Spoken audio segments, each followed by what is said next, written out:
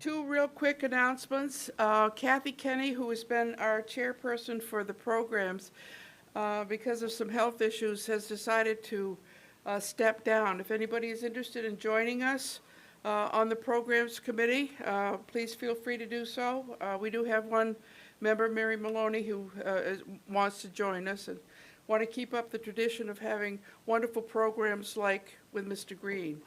Our program next month on August 28th is the Portland's Historic Eastern Cemetery, established in 1668, Ron Romano. And if you've ever been to any of his programs, he is a wealth of knowledge and has several different, in fact, he did in May a program for the Maine Mayflower descendants. Okay, Bill Green, what can you say about, oh, wait a minute, no, I can't do that. A man who probably needs no introduction at all. All right, let's go. He retired from News Center, Maine, after 47 years. And how can that be? Because he's only 45 years old. My goodness. He's a resident of Cumberland and a member of the Historical Society. Thank you very much for that. You're welcome. Bill has done other programs for us, and they've always been a wealth of knowledge and information and fun, most important fun. In August of 2022, he did a program on Joshua Chamberlain. Those of you who are in, a lot of people are fans of that. If I remember correctly, and this is written by Linda, it was a standing room only program. Thank you for that, Bill. So, without further ado, please welcome warmly Bill Green. Thank you, Carolyn. Thank you, everyone. It's my pleasure to be talking about the history of Maine at the Olympics because I'm a sportsman. I grew up trying to play sports. I wasn't a very good athlete, but I tried like heck. And other than family matters, I think sports, athletics have brought more joy to my life than anything else. And I want to just say, even like today, when the Red Sox were losing 20-5, as I came in, I just thought, just how much joy I've gotten through good times and bad times in my life. There's always been this theme of sports and sports fanship following through. Hal Maston, who's here tonight, wrote for the Press Herald. Get up in the paper and read his stuff or whatever. It's just a joy. And in many ways, the Olympics are, to me, the creme de la creme of what sport is all about. And our Olympic history goes back more than 100 years. And as the night goes on, I think I'll talk about a couple of themes. But one thing I do want to say right up front is how much I appreciate how difficult it is to be a fine athlete. And sometimes when you get down close to these people and they're running, 400 meters in a minute or something like 400 in a minute, much faster than that, but they're tremendous and how difficult it is. Now, I'm from Bangor, and Lois Judge is here. She's from Bangor too, as is my brother, Tom Green. And somehow they kind of laid on us that it was a good idea not just to be a good athlete, but to be an intelligent, good school citizen. And that combination of intelligence and athleticism is what you should strive for in life. I may have failed miserably, but I so admire those who have not.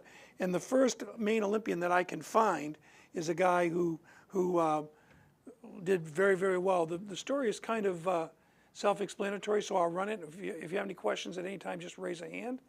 And his name was George Dole, and he was from Bath. This beautiful Greek Revival church on Middle Street in Bath is at the center of our story. Twin brothers George and Louis Dole came here as boys from Ypsilanti, Michigan, when their father was called here to the pulpit. Their father was a Swedenborgian minister, and he was a preacher at the Bath on Middle Street in Bath.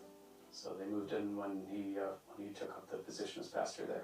John Wolfenden is the grandson of Louis Dole. He told me how George and Louis attended what was then Bath High School. They were handsome, intelligent, and had great athletic skills. Fortunately, their mother wrote on each photograph, or we would not be able to tell them apart to this day.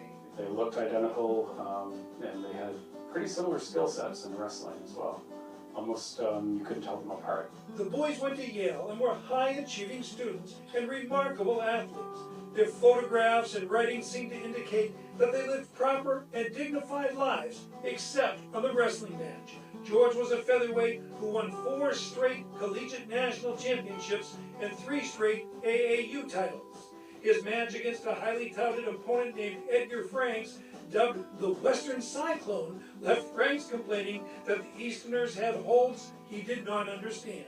The family story has it that when it was time to go for the Olympics, my grandfather Louis won a coin toss to decide who would go to the Olympics, but then he got sick, so George went instead. So we don't know if that's true or not, but it's a good story. And it was a marvelous trip. George kept an interesting assortment of souvenirs, including a type of program from the SS Philadelphia, which apparently carried our Olympic team to the 4th Olympiad in 1980. He's not in first class or second class, but he's listed as one of the passengers on the boat.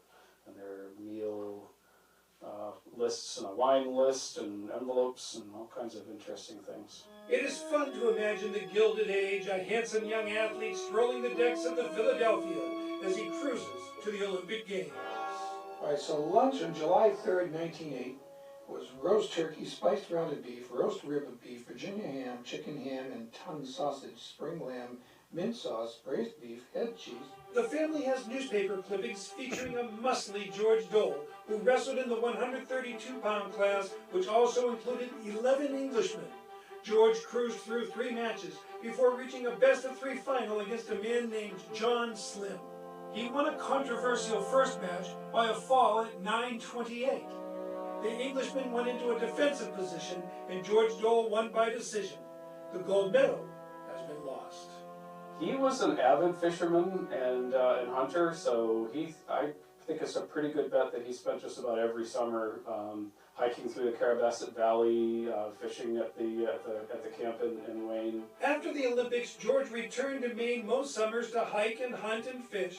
And when World War I broke out, George entered the Navy, commanding a sub-chaser. His great-grandnephew, Todd Wolfenden, wrote the book on the subject and jokes of the 15 or so people interested in the topic. He is unquestionably the world's foremost expert on World War I sub-chasers. I would say that their effectiveness should be measured mostly in terms of them bottling up U-boats rather than killing them. There are no confirmed kills of submarine chasers killing U-boats in World War I. However, the standard of proof was you bring someone back with you or you bring a piece of the sub, so it was very difficult to prove that you had sunk one. George suffered a heart attack and died in Maine at the age of 43. He's buried in the family cemetery in Wayne. In 1937, Brother Louis would return to Bath to pastor the Swedenborgian church, and he passed away in 1964. So, you know, that's a guy. I mean, what a spectacular human being he must have been.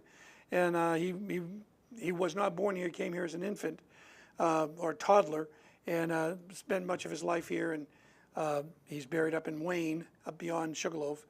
And they think he was undefeated in his career, that he never lost a wrestling match. So, and if you like real Maine sports trivia, and it's not Swedenborgian, as I said, it's Swedenborgian. He had a nephew named George Dole, Lewis's son, and Lewis was a Yale man, and he went to, I think it was Oxford. I'm pretty sure it's Oxford. It might have been Cambridge, but when you're as far away from Oxford and Cambridge as I am, you get those confused. He won the Oxford Mile as a graduate student in England, and in 1954 was invited to run the mile against George Bannister. So there was a Maine man named George Dole, a generation younger than the George Dole we just talked about, who's on the pole in that race. And do you think I get off on tangents, honey? Can I tell the story? But anyway, he said that he felt obligated to run as hard as he could because Bannister was to his outside, and he didn't want anyone to say that they cheated to let Bannister do it, even though he's being paced. So he sprinted to the first corner as best he could, and Bannister was already by him. He kind of was interested in Bannister and was watching him, and he thought he'd finish last, but they record him as finishing 5th. But until about I think it was 80, he was the unknown American. They didn't know who he was, and someone knew it was him, was in England, and linked them up, and he got to go to a reunion in the 1990 and meet Roger Bannister, and he thought he finished last, but he drifted to the outside. He thinks one of the guys drifted even farther to the outside. He jogged by him and didn't know it. But he ran 4:28 that day, much slower than Bannister's 3:59.4. But it was a Maine guy that was in that race, also by the name of George Dole, also a Swedenborgian, and another wonderful combination of athletics and intelligence. The next guy I'd like to talk about, I'm not going to do every Olympian that we've ever had because we don't have time, but was a guy named Andrew Sokolexis. And that's a name that we know. He was the cousin of Louis Sokolexis, the Major League Baseball player, and he was born on Indian Island in Old Town and a member of the Penobscot Nation. In fact, he said when he went to run in the 1912 Olympics in Stockholm that he was running not just for the United States, but for his Penobscot people. He got a great piece of coaching. They told him to start out very, very slowly, and he did. He had run the Boston Marathon that year, finishing second to Michael Ryan. Ryan ran 2:21.18. He ran 2:21.52. But at the Olympics, he started out very, very slowly and then closed in the second half with an incredible time, but finished fourth with a time of 2:42. So he ran 21 minutes off his PR and was very frustrated by the fact that felt that he was poorly coached. He came back, he ran the Boston Marathon in 2:27 the next year, but he wasn't feeling well. And he had contracted tuberculosis, and he would not run too much longer and eventually die of that disease. And I'm sorry, I don't know when, but 1917, 1918, something like that. He was already contracting tuberculosis. He went to the Olympics because it was a Boston area athletic club where the marathoners were gathering. And this is kind of interesting to me, and I haven't done the work that I need to do. But in that time, we hear today about how there was an effort to strip Native Americans of their native culture. And what they did with both Sokolexis's, Vice President Charles Dawes, who was a Native American from Oklahoma, they put them in prep schools a lot of times and educated them and put them in shirts and ties and did those kinds of things. And I think they were callous about it, but I don't always think that the purpose was to be horrible. The purpose was to be helpful, and they didn't have a good understanding of what they were doing. And anyway, Sokolexis went to the city, went to Boston, and I believe was being educated there when he joined this athletic club, and his skill at running was discovered. So it's really an interesting thing, and Al, there's a book in there for you, babe. But I mean, to research the life of Andrew, we know a lot more about Louis because he's much more famous. But Andrew was a great athlete who finished fourth in the the Stockholm Olympics of 1912. And we'll jump ahead now to the Depression, 1932. Hiram Tuttle of Dexter, Maine. He is another one of those guys that was a very intelligent fellow, went off to Boston. He became a lawyer and went to Boston. And then World War I began for us in 1917. 3 days later, he joined the Army. And he was working in supply and stuff during World War I in Europe, and then came back and was stationed. My brother is a career Army officer, so he knows all this stuff better than I, at Fort Riley, Kansas, which was the home of the cavalry. And he loved to train horses. He had ridden plow horses. He grew up on farms in Dexter, and he knew horses from having spent so much time on them as a boy. He loved the power that a horse displayed beneath him as a boy, and he stuck right with it as an equestrian. I'm trying to think who wrote the book about 10,000 hours makes you an expert. Malcolm Gladwell's book. He talks about, yeah, word girl. But 5 years in a program makes you a professional. At that point, the decisions you make off the top of your head are better than if you let the question go to committee. Gladwell wrote things like that. In fact, while I'm ranting about sports, Al, the jockey that rode Secretariat, Ronnie Turcotte, did the same thing. He grew up just across the border, 10 miles from Maine and New Brunswick, and he was in the woods at 14 working in the woods with horses. And he knew every aspect of training horses and all that kind of thing. He was a diminutive person, and so when he got to some place where they were training horses in Montreal, he became a hot walker, and then a training rider, and then eventually a jockey, and he ends up riding Secretariat in the Triple Crown, the greatest Triple Crown of all, I would think. because of his 10,000 hours in the woods, some of which was with Maine. But anyway, Hiram Tootell, rather, sorry to go down the rabbit hole there, competes in dressage. He becomes the first American to win a medal in dressage. And that's, I think, because the Olympics were in Los Angeles in 1932. In 1936, they were in Berlin. And by the way, Tootell wins 2 bronzes, an individual for dressage and a team dressage bronze medal. Our team was 3rd. And so it was a great performance for us. He was, if you like trivia, the name of his horse was Olympic. And he had trained a man's horse.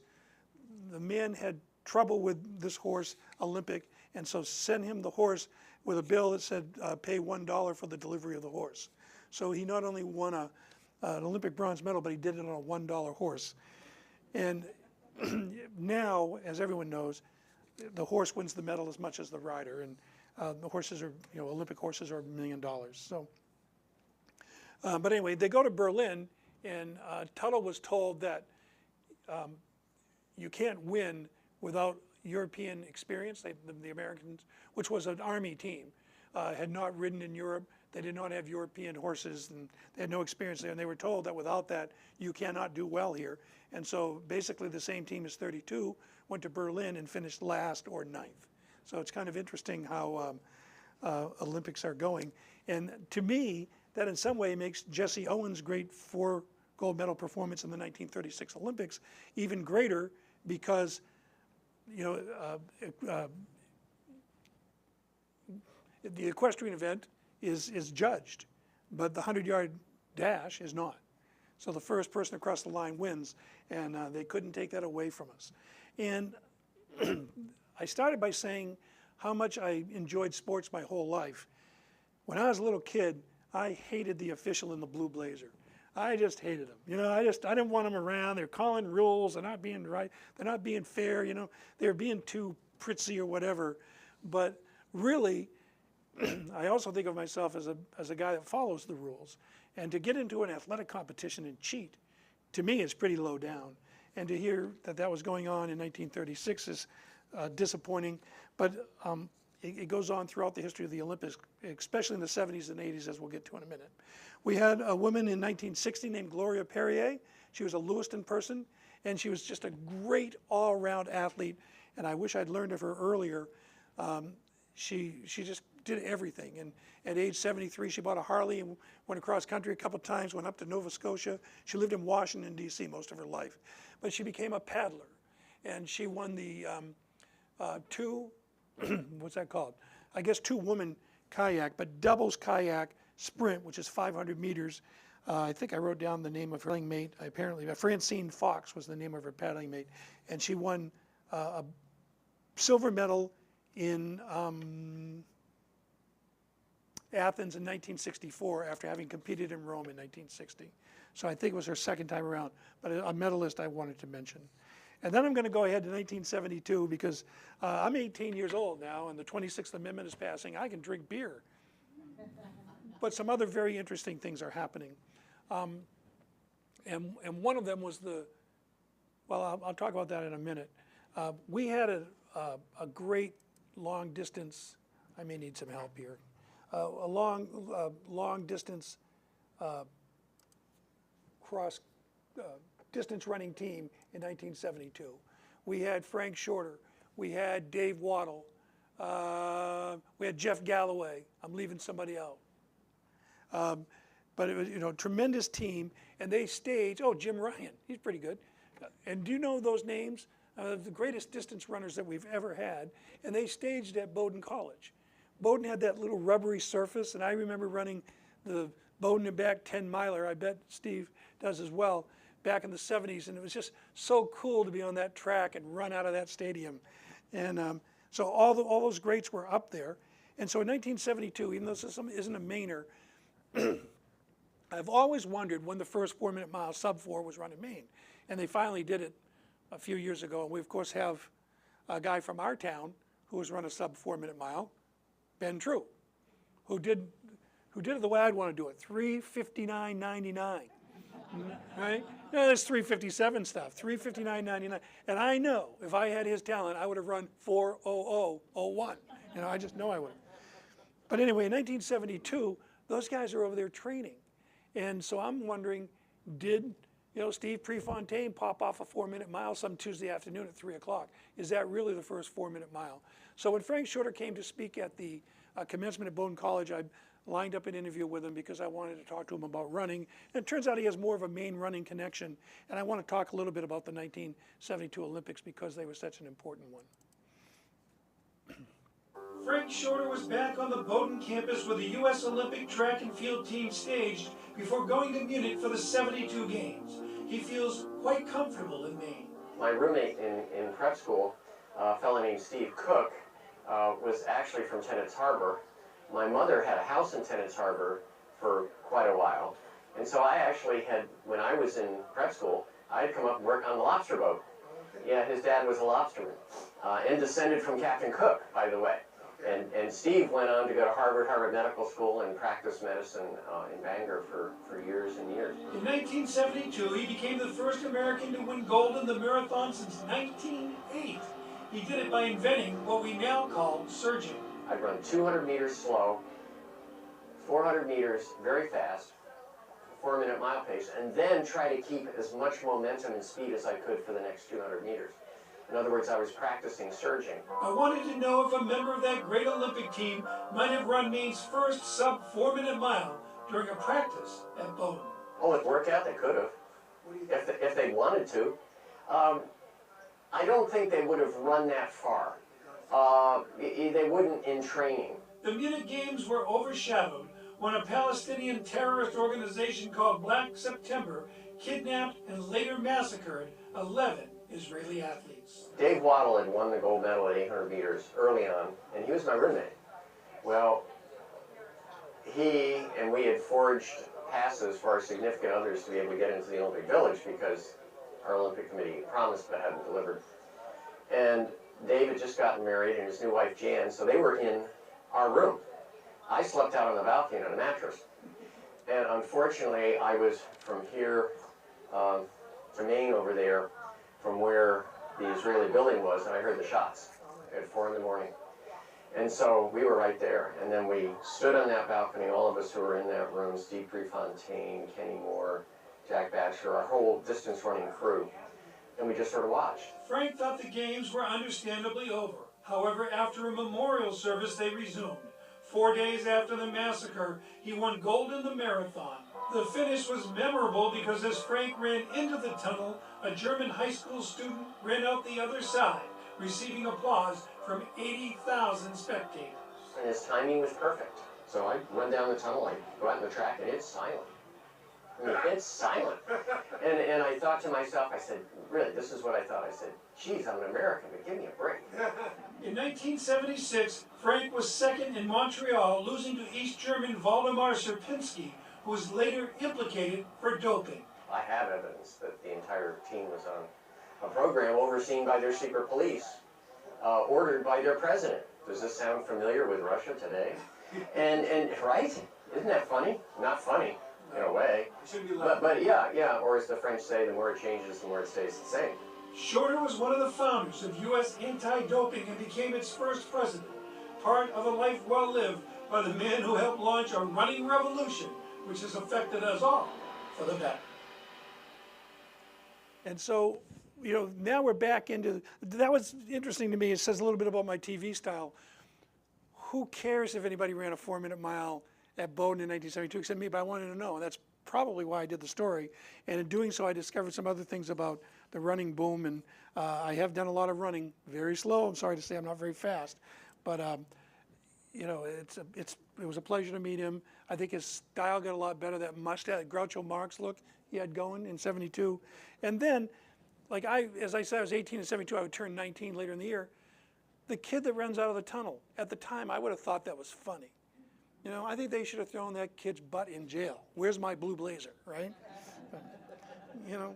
But I mean, Frank Shorter worked a lifetime. He's training, and I think he's in the Southwest somewhere training, running 20 miles a day. And every so often, farmers in the area take a pot shot at him. not trying to hit him, but just, you're an idiot. What are you running so far for? You're strange. And here he goes and brings great distinction to the country, and some punk runs out on the track, got to send a tough guy over there and slap him around.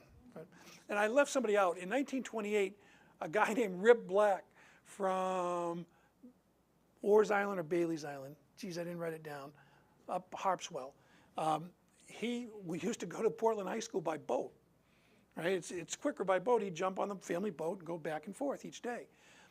And kids made fun of him because he was a herring choker. And there was a kid throwing the hammer at Portland High School. Rip was walking by, the kid threw the hammer at him. Rip told me this. Now, I don't know if it's true, but he told me this. He picked it up and threw it back over the cage. And by the time the hammer came down, the coach was running toward him to recruit him for the team. Right? He went to Maine and set a hammer record that existed until I got there. And then slowly makes his way on to the U.S. Olympic team in 1928. He goes to Amsterdam, and he expects to win. He gets to Amsterdam, and it's kind of like Frank Shorter. You think about that event, and you think about what's going on, and a kid runs out of the tunnel in front of you. You can't train for that. Black September shows up and creates that black moment. You can't train for that. You can't get ready. Your whole life is focused on running this race, and this kind of thing happens. And I think it adds to these people's greatness, and that's kind of why I love to tell their stories. So Rip gets to Amsterdam, right? There's the circle, all right? You know how you throw the hammer, a couple of 3 spins and let it go. The circle is depressed. Okay, it's dug down 3 inches. So he's used to a circle, which is chalk in a circle. All right, well, no big deal, right? Yeah, it is because of the arc of his hammer. So as he's spinning his hammer, it hits the ground on and he's training there for a few days, so he knows. But he can't. His first toss he fouled because his hammer touched outside the circle. The second time he changed the angle and got off a good toss and was third, and the third time he fouled. And he said to me, I felt I was the best, but I couldn't do it that day. So there wasn't even a standard for what that circle would be in 1928. So yeah, it was kind of primitive. It was different than, think of it today. I mean, gee, you know how precise it would be today. But I mean, it's kind of an interesting problem that he confronted. And he lived a long time up on the island. I did meet him and talk to him a couple of times and do a few stories with him. It was a pleasure to meet him. He looked like a fisherman, no fat, and wore a felt hat with a little tip on it. And if you search Red Black, Bill Green's Maine, stuff comes up on YouTube, and you can get a look at him. It was a pleasure to meet him. I interviewed him in the 80s, and he died. He made it to be about 85 years old. Then we go to, and I left out, if we're talking 1972, and we are, Jeff Bannister of Scarborough was a decathlete, American decathlon trials champion in 1972, also on the team. I don't know whether to say Bruce or Caitlyn Jenner. And then they go to the Olympics and in Munich, and Jeff finishes third among our decathletes. Jenner is second, and some other guy is first among our guys who did not medal in the 1972 Olympics. But we had a kid from Scarborough. In '76, he was expecting to win. He and Jenner were head-to-head, and he got hurt early in the year and fades out of the picture and never went back to the Olympics. And he ended up moving to Seattle, and it was really hard to find him, but I did finally get a telephone conversation with him a couple of years ago. But judging who might come to this, the blackest moment in Olympic history was in 1972, and it was the Black September group coming in and capturing most of the Israel Olympic team. And I had an opportunity to talk to a pretty famous Olympian about it. And so I ran this for my wife. This iconic poster hung in just about every women's dormitory at the University of Maine in 1972. Rakishly handsome, athletic and confident, most co-eds thought that Mark Spitz was just about as fine a representative of the United States of America as existed at that time. That picture was taken early in the morning. I think it was about 8 or 9 o'clock in the morning. I remember I was very upset about it because they kind of put all this like baby oil on me to make it look like I was like glistening wet, and there was no way to really get it off, and there was no way really to take a shower. So I was with a bunch of damn towels, I remember, in a restroom trying to get all this stuff off, and I was just like really upset about this picture. Mark was in Maine to speak to the Maine Credit Union League at the Harris Seekett Inn. He told me how he received a percentage of the sales of that poster until his agent lost count after 2 million were sold. While Mark's story is one of accomplishment, it is also one of expectation, which started for him as an 18-year-old swimmer in his first Olympics at Mexico City. I was entered in 6 events. I came away with 2 gold, a silver, and a bronze medal, and they said I was a failure. Now, if you ask some kid, would you like to go to the Olympic Games and win 2 gold, a silver, and a silver medal and bronze medal, would you feel that you were a failure? They'd probably say absolutely not. But he had had a meltdown in the finals of the butterfly. He came home and went to Indiana University training with a new coach. He would be entered in 7 events at the Munich Games. The first would be that butterfly. Everything that I actually swam in, I did hold the world record and currently held the world record at, and had just recently broken world records that improved my time. So I knew I was swimming well. As he piled up a record of gold medals, he became the biggest story in Munich. Well, it sort of creeped up on everybody. After about the 4th day, I had 5 gold medals, and that was sort of now getting into that rarefied air, talking about, he's done something that hasn't been done before. There was there was Jesse Owens that won 4 gold medals. There was a swimmer before my time. He stormed to victory in his final sprint and was part of the American team which cruised in the final relay. He had done the impossible, 7 gold medals, and he went to bed preparing for an early morning press conference. That night, a Palestinian terrorist organization called Black September sneaked into the village and kidnapped members of the Israeli team while also killing 2. All was confusion as Mark went to his press conference in the morning. Because it was happening at that time. So that press conference was chaotic. It lasted for about 5 minutes and maybe 10 minutes at the most. And then I went off into another room and was interviewed by Jim McKay that was doing the broadcast for the United States. Mark, who is Jewish, was planning to head home the next day anyway, but the Chancellor of Germany was in my room, convincing us that there was a lot of concern about what was happening as it was happening. And it was happening in the village, and I was just a short distance away from this, and that there was going to be provisions to move me out of the village and take me back to the United States. By the end of the day, the worst had happened. As Black September tried to leave Germany with their Israeli captives, a German SWAT unit rolled in. The terrorists killed the hostages before being killed or captured. Mark had left the village, not understanding what was going on. This was way before 9/11. I was in the cockpit of the 747. I was there on takeoff and landing and had a little white bag. Only the captain knew it was in that little white bag. In that little white bag were 7 Olympic gold medals that measured an iconic feat in the history of sport. Ironically, Mark Spitz soared to his greatest heights the day before the darkest day in Olympic history. So I probably shouldn't have brought that tonight. It doesn't have much to do with about Maine and the Olympics, but I better take that down. Nobody will pay attention to me. But I don't know, it's just, to me, it's representative of what you encounter all the way through sports. And I almost want to go down a rabbit hole about one time I was coaching a Little League team, and we were going to the States. We were favored. We had to go up to Caribou to play a game. It rained. And a kid came up, probably your age, Louis, and said, "What are we going to do if it rains?" I said, "We'll stay in a hotel." We're staying in a hotel. We were down 5-0, and we ended up losing it on a base running mistake, 6-5. So you got to be ready. You got to be, no matter what, you got to be better at your opponent. If there's a terrorist attack at your Olympic Games, and it's just boggling to think about. And I'll stop ranting about that. We'll move on. But one funny story, and I'll get to Ian in a minute. But Peter Carlisle of Cape Elizabeth is a sports agent, and one time there were 7 Winter Olympic athletes on the cover of Sports Illustrated. He represented 6 of them, and he has it's called Octagon Sports. He may have moved the office to Saco, I don't know, but Peter Carlisle is around, and 5 or 6, or probably 8 or 10 years ago, he called me and said, "Do you want to interview Michael Phelps tomorrow?" And Pam and I were somewhere I couldn't be there. And it wasn't like, we're in Falmouth, I can't be there, because Pam has sacrificed more for this nonsense than anyone else. But we were away, And so I called Rob Caldwell. "Rob, will you do this interview for me?" And so Rob Caldwell, if you like trivia, is the only guy to do an interview that got on Bill Green's Maine that I didn't do. He probably ran on 207 about 10 times, I bet.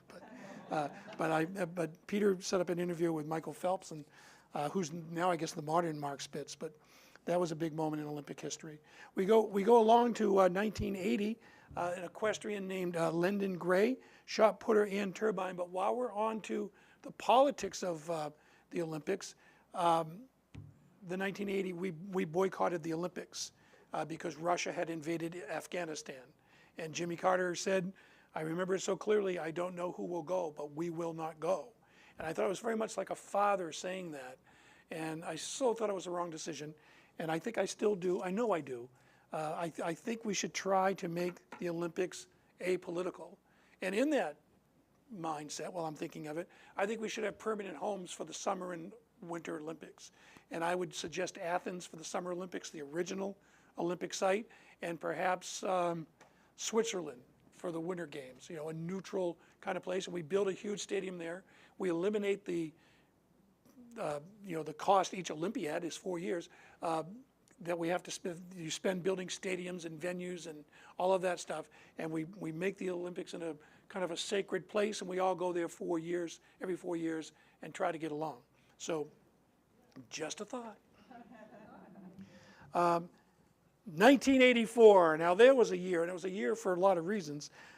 It was a year that a lot of Olympians were born, it seems.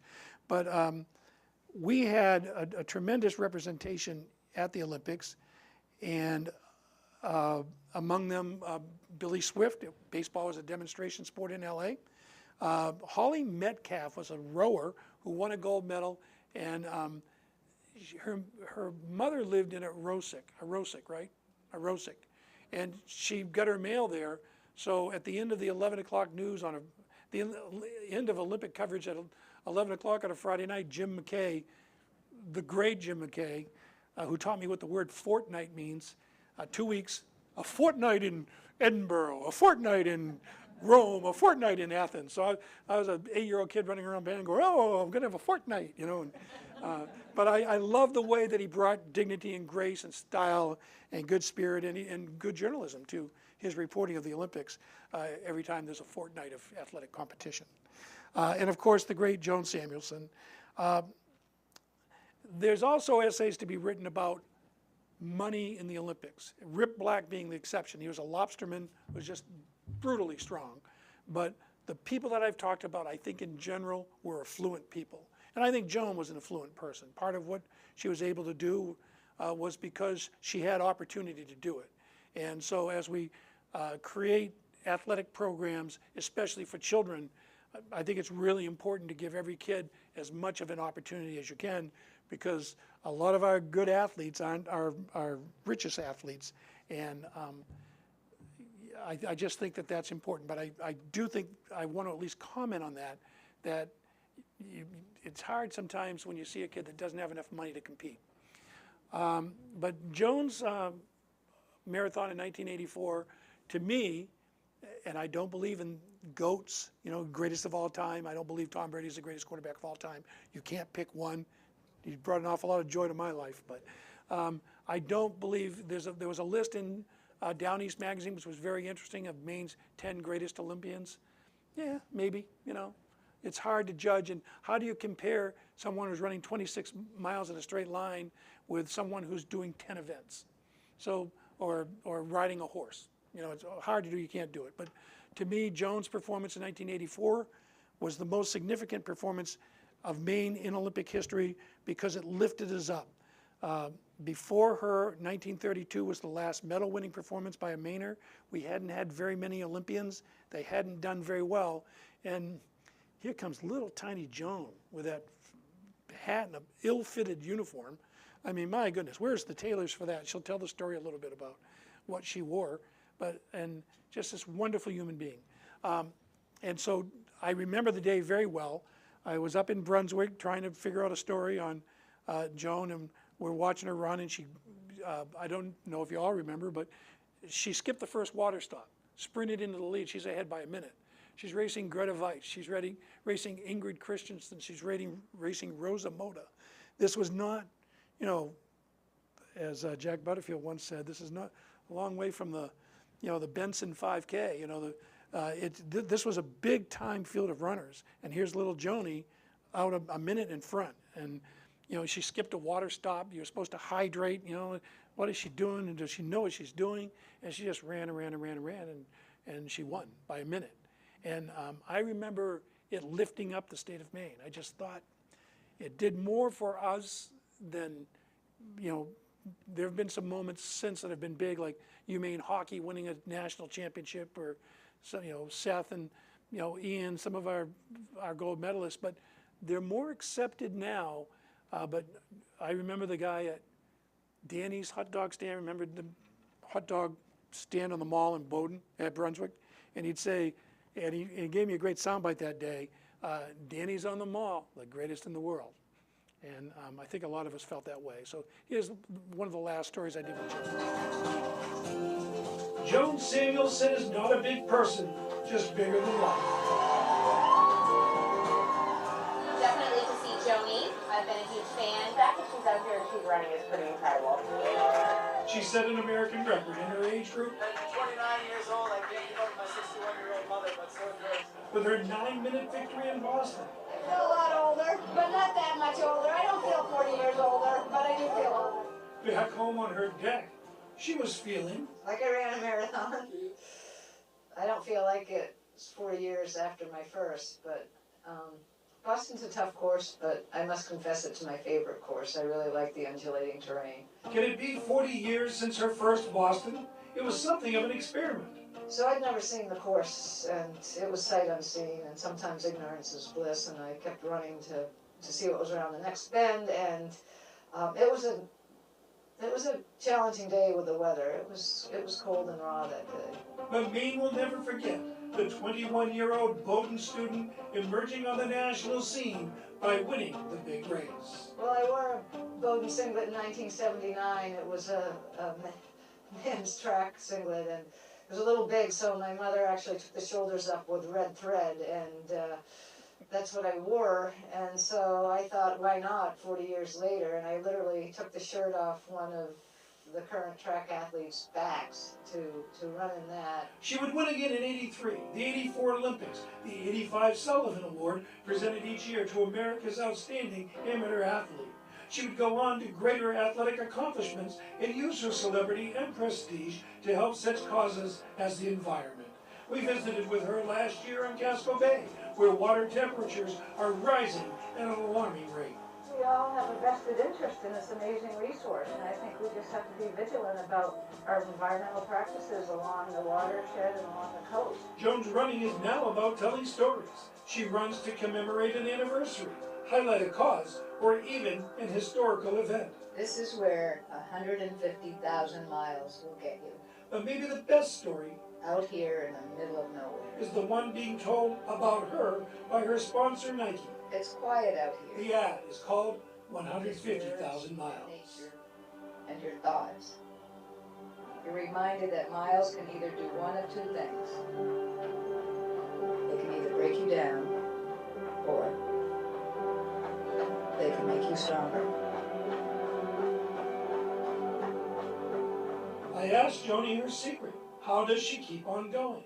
Cross-training has been my savior in that I have more kilometers on my legs this winter than miles. I did a lot of Nordic skiing just to avoid all the pounding on the roads. So I think as one ages, cross-training is really beneficial to one's longevity. Surprisingly to me, she thinks the environment here in Maine has something to do with her success on a couple of levels. I've never trained at altitude in earnest, and you know, I think today a lot of the athletes leave their homes to go train at altitude before big events. And for me, I've always wanted to be in an environment that makes me feel totally comfortable and at peace, and this is the environment I've chosen. For 40 years plus, I guess. Joan Samuelson continues to amaze the masses, and I had to ask her, does she really run 150,000 miles, the equivalent of around the globe 6 times? Yes, yes. And that's a conservative estimate, because if we go back to the early days of my career and multiply those weeks by 100 and do the rest of the math, it comes out to at least that many miles.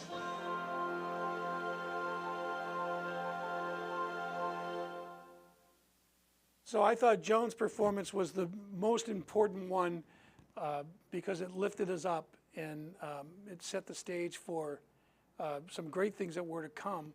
And I also, going back to kind of George Dole and that idea of intelligence and athleticism, I think Joan, as great as her career has been, I think she has an even higher standing in the world and among athletes because of what she's done with her thinking and her activities. She's active in Casco Bay and bay keeping and the environment and making the world a better place. And she's using her celebrity for great purpose.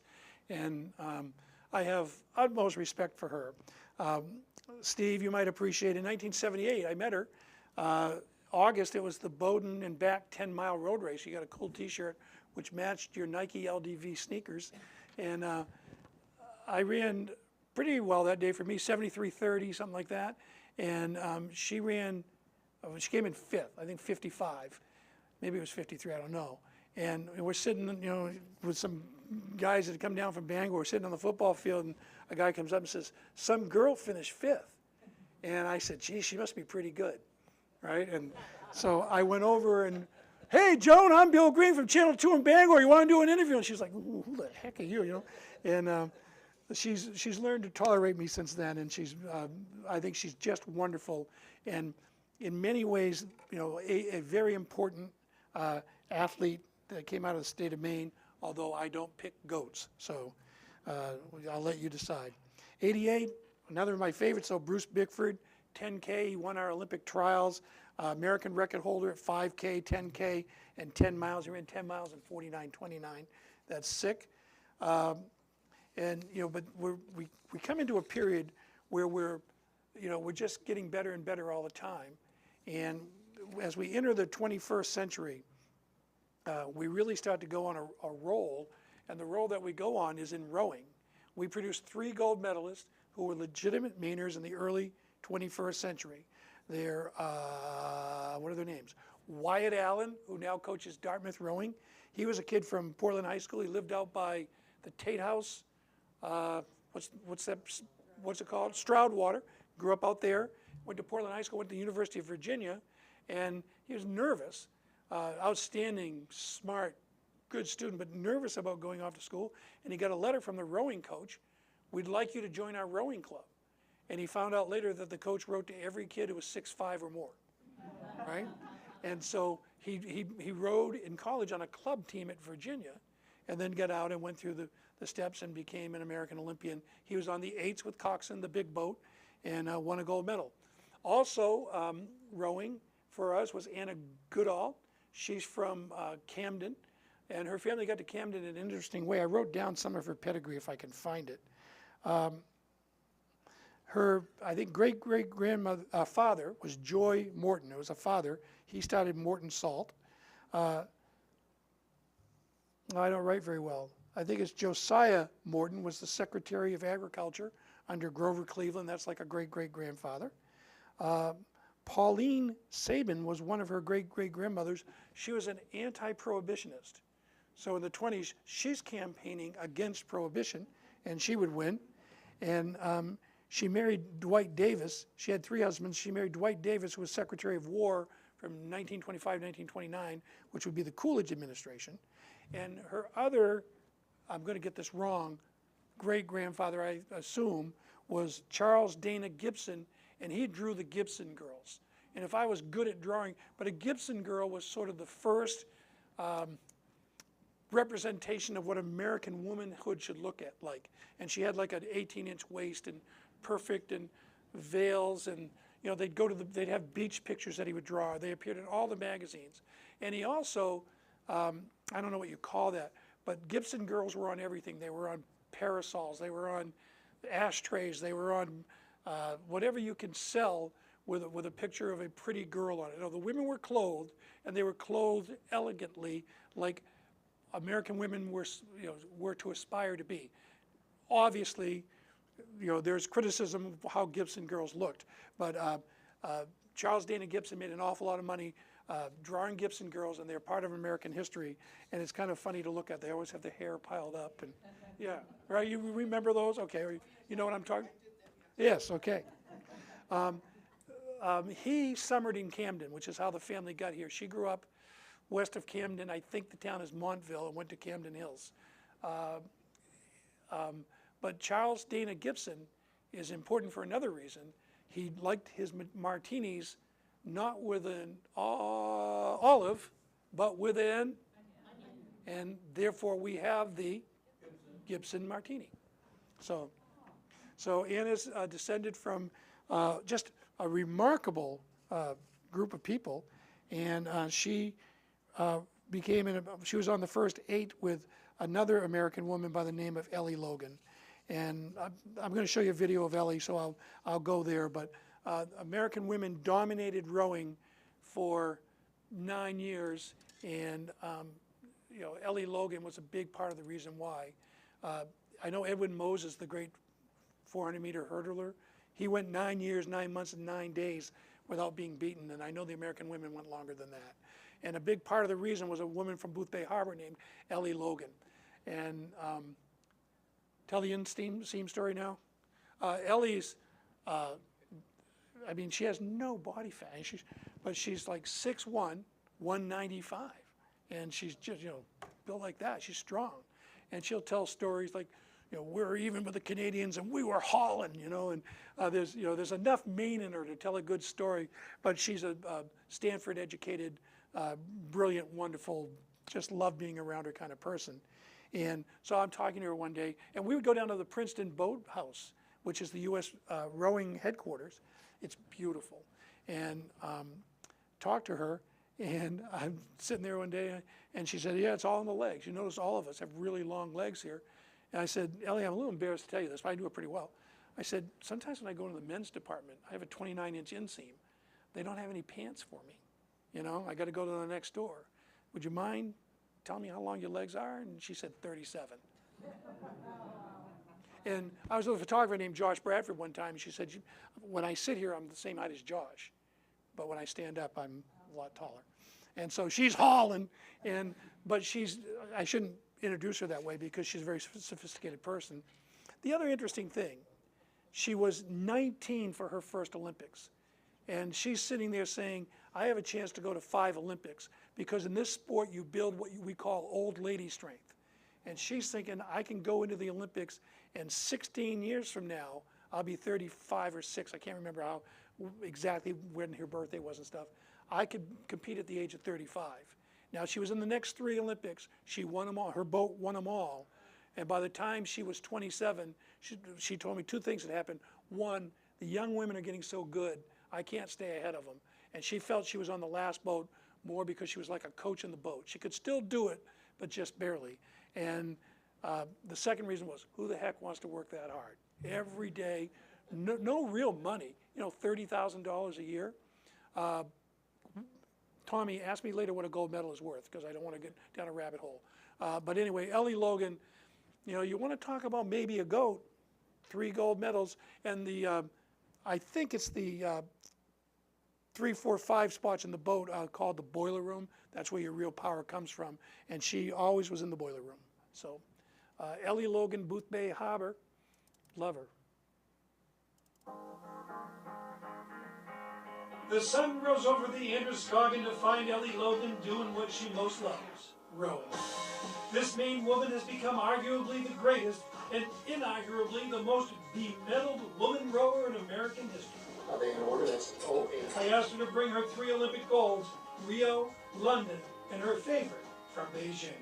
I think this one's, that's jade. They put white jade in, which is pretty unique. Okay, guys, can I give it a moment? It's smaller, but Yeah? You like the jade? I like the jade. We went to May's in Bath for breakfast. And a little more coffee? Ellie is enjoying being home, relaxing, and trying to put all the amazing things that have happened in her life in perspective. Her first sport was swimming, and she was pretty good at it. Maine state champion in 3rd grade. Proud of that one. I think it was just because I was twice the size of all the other 3rd graders. She also excelled at basketball, but while prepping at the Brooks School, she got exposed to rowing and took to it like, well, a duck to water. I really think that the fact that you're outside on water, there's no sport like rowing. It's just so different, and I could have gone to basketball, but I really loved to row. I loved being out on the lake at my high school in different weather, and you have to be really physically strong, but you have to be kind of mentally, what is, you know, in every sport you have to be that way, but there's something unique about rowing. People are drawn to the Stanford graduate. She has a great presence, is intelligent and caring, and has just enough Mainer in her to tell a good story. It was fun to pull out my phone and have her review the great come-from-behind Olympic victories that the women pulled off in Rio. Sitting at the starting line, it was all the 5/16s over there. I really felt like everyone had a chance, and certainly everyone believed they did. And for me, that was a lot of fun because we knew as a boat that it was going to be really close. Ellie is a calming influence in the boat. Many of these girls were in high school when Ellie won her first gold. She's their hero as well as their teammate, and she helped provide fortitude when they passed the halfway mark in 3rd place. It was at that point that coxswain Caitlin Snyder made a call that's already being talked about and will echo through Olympic rowing history. Our coxswain at the halfway point yelled out, you know, she said, "We are the U.S. Women's 8. Like, you can't touch us." And that might be a little bit arrogant, but I think there is a sense of, there is this dynasty, and we're a part of it, but let's prove it now. If you want to be a part of it, let's make it happen. And I think that's confidence too. The American women outperformed the entire field by 3 seconds over the next 500 meters. It was over unless someone messed up due to fatigue in the final 500. Ellie knew this team wouldn't do that. Something I love to think about is when we line up at the starting line and just thinking about the people in my boat, it's just like, you always say it, I'm glad they're in my boat and not the one next to it, because I wouldn't want to be racing them right now. History will show it was the largest margin of victory that the American women have ever had. 2 seconds on August 13th, 2016 was the result of 4 years of hard work. And while the emotion at the finish line was ecstasy, the emotion on the medal stand was even more meaningful. The first few times it's just, you don't really think about it, and this time I was like, okay, I know it's coming. And after the race, and I was able to listen to the words, and I loved, home is a brave at the end, because I really felt like our boat had to be so brave, and I was like, oh my gosh, we're so American, this is amazing, I can't believe. She was that long before she started waving the American flag. She is a Maine woman who has excelled at one of the most demanding Olympic sports and risen to greater heights than any other American. Oh, that's Ellie. Isn't she sweet? I just, smart. And I love hearing what's going on the boat. They're at 1,500, I think it is, out of 2,000 meters. And the cox is yelling, "We are the USA Americans, USA women, and they dig down, it inspires me. I left out Ian Crocker. Ian Crocker's a kid from Portland. He swam in 3 Olympics. Another thing you don't think about, we all think you're going to win. Like, we have a 10-year-old baseball team in Cumberland I'm very excited about. They win 13-1, 15-2, 17-0, and they're on their way to, they're the unbeaten team in the state. But a lot of things are going to happen to them on the road, and they're going to learn things, I hope, about being a team so that they'll be better people when they come out of it. And the same maybe with Ian Crocker. Ian Crocker was the New England record holder in the butterfly at the age of 7, all right, for age group, right? So he always had success. He always won, and he was spectacular. He went to Cheverus and swam a year because he wanted to be a high school swimmer. They're saying you got to be in a club, you got to go off, you got to go off. He wanted to swim for Cheverus. He gets to the Olympics, and in 2000, and it's kind of a long story, but he gets beaten by Michael Phelps, right? So did you get beat? I mean, when you lose to Michael Phelps, everybody's lost to Michael Phelps, right? Sometimes you get there and you're just the second best. And I think, especially with the Olympics, we're all about the gold medal. Or, it's funny, I just got a text from a guy named Scotty Lago, who's from New Hampshire, but he's in the pipe on a snowboard, and he's quite a fisherman. We're going to go out fishing. And he was behind the Flying Tomato. And the first gold medal the Flying Tomato won, Scotty was second. So now he's up at the top of the half pipe. What should he do? Should he really go for it? Or should he try to get a good run in and be second? And actually he was because he knew he could be no worse than third. And he went for it and fell. and ended up finishing third. And I remember him, and the other thing that happened to him was TMZ sent a photographer and a girl to come and grab his bronze medal at a party that night he was drinking. And she kind of did this little lewd thing on him at a party. There's people around. It's not real bad, but it was not good. The photographer took a picture of him. He's in TMZ the next day. So 2 days later, he's in with the Blue Blazers. And his agent is saying, why don't we just go home? We'll go home right now and take the medal. And they said, see ya. And so he was afraid he might lose his medal, so he left the Olympics, didn't get to walk in closing ceremonies because somebody set him up. You know, come on, you know. So I'm back to Ian. So he wins a gold medal in the 400-meter medley relay, but he doesn't medal in the butterfly in 2000. He finishes fourth. It was a very disappointing Olympics for him. He comes back in 2004. He wins a gold in the 400-meter freestyle relay, but he finishes second. This is where he gets beat by just a touch by Michael Phelps in the 100-meter butterfly, which was his event, and then he gets a bronze in the 400-meter freestyle. He swam the opening leg and did poorly, and the team recovered to get a bronze, but it kind of set up his Olympics. So here's an example of a guy winning a gold, a silver, and a bronze, and being called not successful. So he comes back in 2008. He's fourth in the fly by 1/100th of a second. So he misses a medal by 1/100th of a second, and then he gets a gold medal. They let him swim in a preliminary trial, a trial in the 4x100. So the Americans advance. He didn't swim again, but he still gets a gold because he was on the team that advanced towards that medal. So he ends up with 2 golds, a silver, and 2 bronze medals, and is unquestionably our greatest swimmer. And while he's not an Olympian yet, maybe someday he will be, I can't get over Cooper Flagg. Maine has produced the finest high school basketball player in the country, and I can't believe it because we got a lot of guys that can't touch the rim, if you know what I mean. And also in the 2008 Olympics was a guy who was a favorite of mine, Adam Craig. And Adam went to Telstar High School, and he was a mountain biker. And he's a world champion a couple of times over. And he was the U23 champion 3 times. And he got to the Olympics, and they're lined up. And he's a legitimate medal threat, the world champion. And they say, go. He pushes down on his pedal, and his foot comes off. And 62 guys right across the field, and here's Adam like 10 yards behind him. And he says you can't pass anybody. He finished like 58th. So Adam Craig, he's in Bend, Oregon now, and one of my favorites, but you get that one shining moment, and it was awful for him. And the recovery period, like, who was it? Was it Spitz? No, who was it? Oh, no, it's somebody coming up who said they didn't want to stay in the Olympic Village. It was just so disappointing. He couldn't be around friends and stuff. And so Adam Craig had that kind of experience. And I want to mention Anna Willard, who was 10th in the steeplechase, great runner. And both Adam Craig and Anna Willard went to Telstar, which is an amazing thing to me that Telstar High School produced 2 Olympians in the same Olympiad. And then, of course, Ian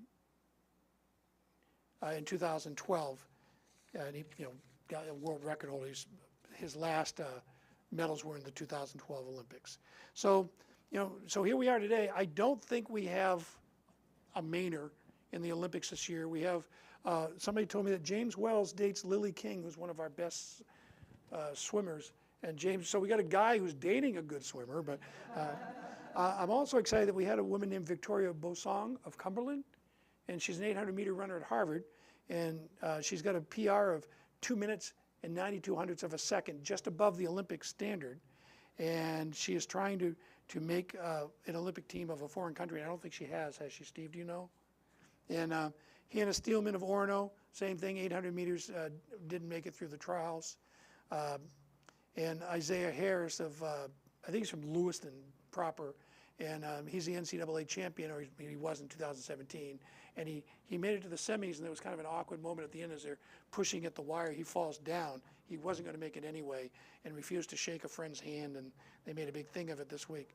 But here's the thing about it. I was looking at Bosong's time of 2 minutes and 92 hundredths of a second. And I figured out that if you're running 800 meters in 120 seconds, you're going about 6 2/3 yards per second, even though they're racing in meters. But I think in yards. So that's 20 feet a second, all right? And she's, the winner of the race was 158.32. So she's 2.5 times 20 feet. So she's 50 feet behind with her PR against a person running in just one race. So that's a long way. You know, it's just the great downhill skier. Why am I doing this? I'm going down a rabbit hole from Auburn, who skied at Sugarloaf. And she led after the first run of the, not the downhill, but the Super G. And then she ended up losing by 8/100ths of a second. You know, it's like beep. You know, but when you're skiing at 60 miles an hour, it's 6 feet. So it sometimes just a little bit is a lot. And so I'd like to wrap it up. We'll take questions, of course. I'll talk about anything because I'm me. With some ways my favorite, a guy who's my age, he's 3 weeks older than me, a guy named Carl Anderson. And I stayed away from Winter Olympics just because I want to come back in 2 years and talk again. And we've just had so many. The thing about being a sportsman, and Carl talks about this. Carl was skiing in the 70s when, you know, it was primitive. We didn't have the money in skiing, that they did in Austria, for example, the French and Jean-Claude Keely and all that. He skied against those guys. Franz Klammer and all these exotic guys that I didn't know who the heck they were. But and so Carl came out of Green, Maine, and was our top downhiller for quite a while, and fought injuries and lack of money and everything, but loved it. And he came back to Maine and worked at Bangor Savings Bank for a long time, and is still around. I still talk to him once in a while. And to me, he kind of exemplifies sportsmanship and what it means to be a athlete. Carl Anderson began skiing because his mother wanted him and his siblings to get out of the house and get some exercise. His parents were both doctors, and while there wasn't much around for coaching, he soon met people who could move him along to the next level. I'm up at Sugarloaf. I, in fact, never even saw it, never dreamed of it, it never crossed my mind. I just remember guys who, I'd go to a training camp. I can remember being 15 and at a camp that was run by the Kennys, who are their daughter is Bodie's mom. And I used to go to their tennis camp, and I went to, and I'd go there and down the hill at Cannon Mountain, here comes David Courier, the two Palmer brothers, and I'm like going, wow. It was the heyday. TV was bringing alpine skiing into every American home. Carl won everything in Maine in the Eastern U.S. Giant Slalom Championship. The next step was the Europa Cup, but Carl was the last guy cut from the team. A coach told him to pull his money and go. And I went to Europe with a two-way ticket. I knew where the first race was, and that was it. He hooked up with a Belgian and a Chilean and bummed rides from race to race. And we'd start 100, 112. And I can remember, I joke about this, but I can remember in Tarvisio, Italy, coming into turns, and there'd be 3 ruts. And there were 3 ruts because the bottom of the first 2 was dirt. You know, and everybody who saw dirt just started a new line, and when that turned to dirt, you started a new line. Carl was learning better vision as a racer.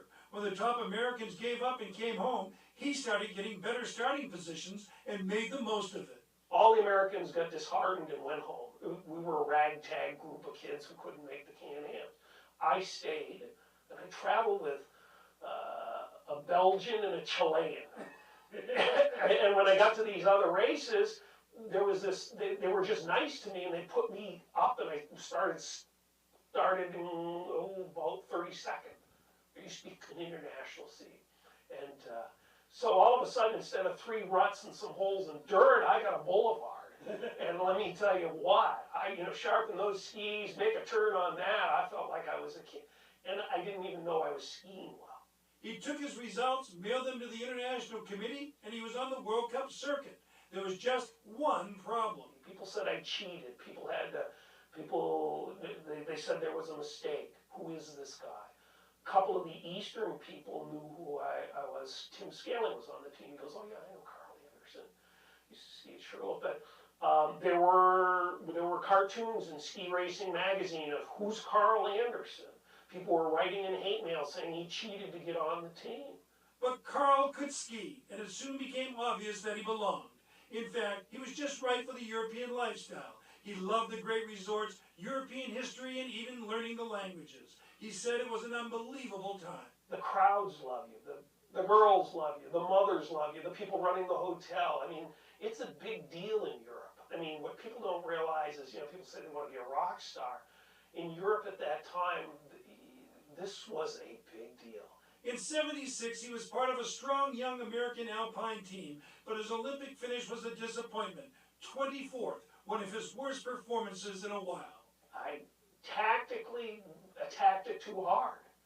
And it takes one turn in the wrong spot before you start hitting the flat or whatever, and you lose the speed and the clock just starts running longer. He would come back to win the U.S. Downhill Championship in '78 and was runner-up in '76, '77, and '79.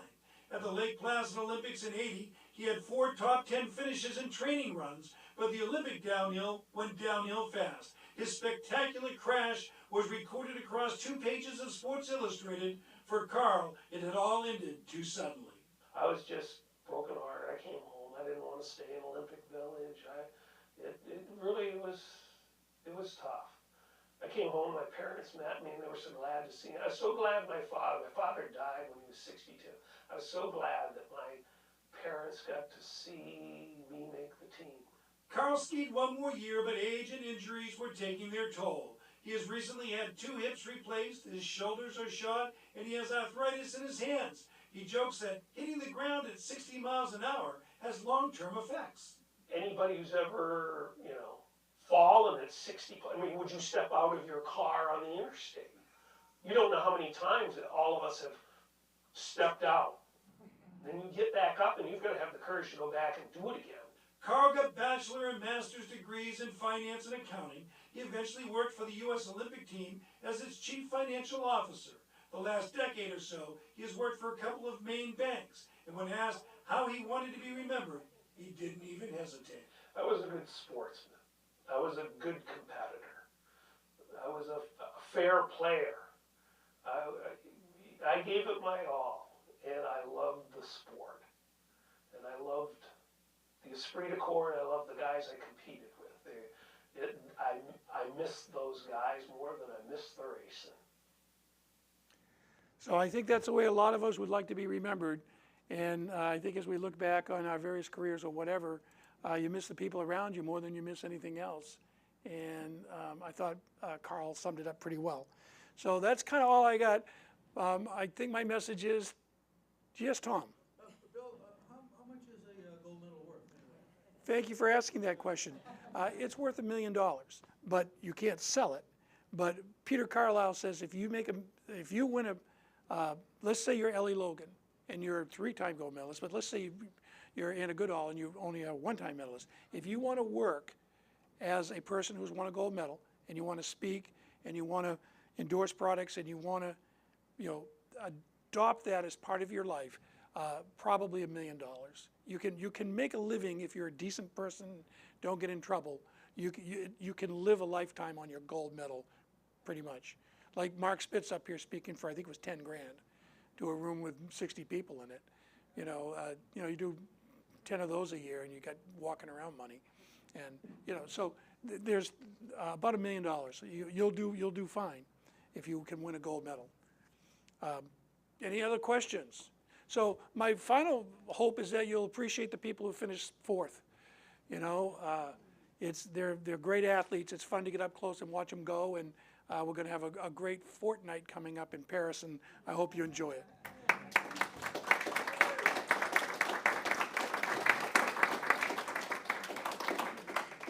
Oh, and thank you to Channel News Center Maine and to Sarah, who's running the video, right?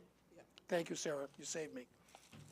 Linda picked out with all the mustaches on it. Oh, boy. I have mustache paper. Yeah. Thank you. Thank you. Oh, this is just a couple of posters I stole from Channel 6. They'll probably want it back. And a couple of times they had Olympic torch runs all over the world and stuff. And I think this is one. I ran it twice. once in what's Chris Pinkham's hometown, honey? Canton, Massachusetts. Is it really? Isn't that interesting? Our daughter works there. And this is a torch. There's a gas cylinder in it. When the guy broke it down, there's a little ring in there. You got to kind of push it all together and twist it. And he broke the little plastic twist. And so I've got to find a welder. This will fall apart if you handle it. You're welcome to do so, but be careful. And I ran it in the winter games up around Dartmouth somewhere that night. It was a cold night. We took the kids, and the great documentarian Burns, Ken Burns, he handed it to a guy who handed it to me. And we got on the bus early in the morning to drive out to where we were going to. You report to the gym, they put you on a bus and they drop you out. And I said, where are you running it from? He says, I'm running it from Pizza Hut to Burger King. How American. Thank you.